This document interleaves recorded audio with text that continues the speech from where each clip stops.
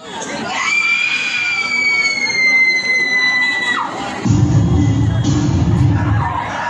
खूपच उशीर झालाय घरी जायला. रोज छेड काढणारा मुलगा आज पण तिथे असला तर कसली भारी दिसेल का? रुपये आला कोणी आहे का इथे? Please help, please. कहा भाग रही हो? इथे कोणी पण तुझ्या मदतीला येणार नाही. आयटम सगळ्याच्या सगळे बहिरे झालेत का? वाचवा हो कुणीतरी. फक्त खिडक्यात बघून तमाशा काय बघताय?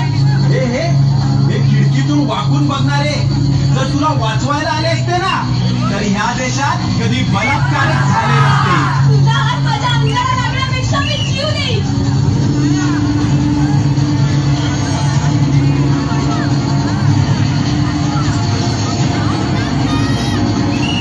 माझ्या आजूबाजूला कुणीच वर्ग नाहीये का? सगळे क्षमता जन्माला आले. आज जर माझ्या अवतीला धक्का लागला ना तर तुमच्या आया बहिणी तुम्हाला कधीच माफ करू शकणार नाही. तुला काय वाटलं मी गेलो? वाचवा वाचवा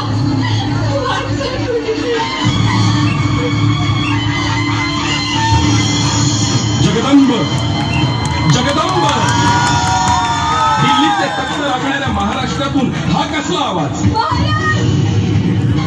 आज जर तुम्ही माझी अब्रू वाचवायला आले नसतात ना तर माझं काही खरं नव्हतं.